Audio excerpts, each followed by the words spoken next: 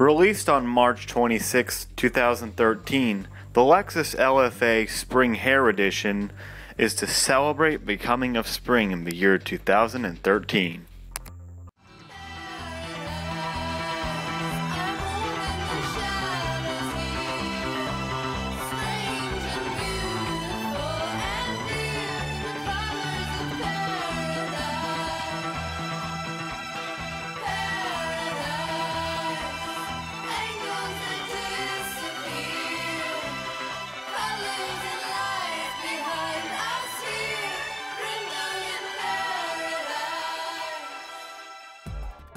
The Lexus LFA Spring Hare Edition was created for a spot the devs event that was unfortunately cut short due to server technical difficulties.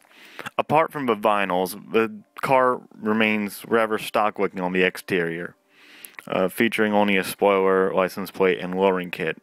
In fact, it is a glint spoiler, black window tint, stage 3 lowering kit, and Easter license plate. It features all race tune parts that are green engine, blue forced induction, green transmission, green suspension, red brakes, and red tires.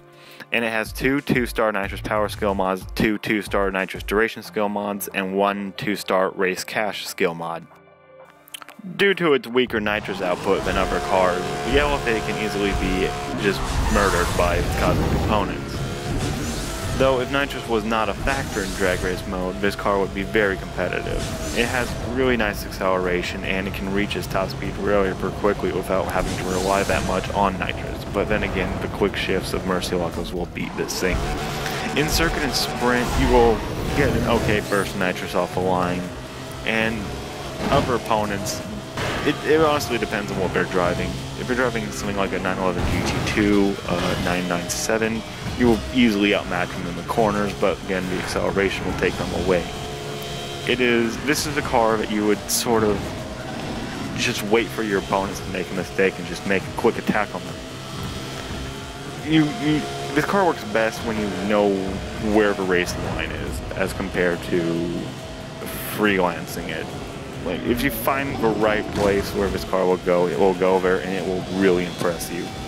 I'm also really impressed by the part combination on this car. It's got a really awkward way of tuning a car, but it all comes out to 775 overall, and for some reason it just feels great.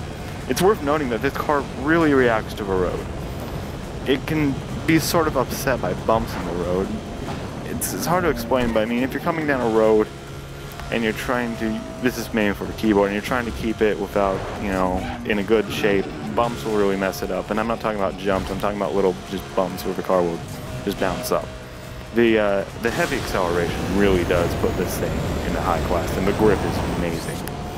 In Team Escape though, the car is also really good. Not for the hitting aspect of Team Escape, but more for the escaping aspect of Team Escape.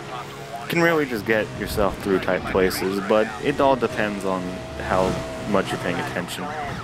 If you get yourself brake checked by some of these cops, you can run into issues, but as long as you get free, you will have none. Its heavy acceleration will just completely just blitz most cops, but then again, these cops are just ridiculous in this game. You can find the hole in roadblocks rather easily, and you can just maneuver out of traffic and away from the police rather easily. Actually a lot more easier than most cars. Though the only issue I have with it is it's sort of light, so if you just mess up and, like I did there where I hit that cop, you can really be thrown into some trouble. So, is it worth the 6,200 speed boost? I'm gonna say no. I mean, if you really want an LFA, just wait for the in-game cash version to go back into rotation. And if you're a collector, I guess it will be good for you to have. But other than that, it's just an LFA with not very much visual treats, other than a good vinyl job.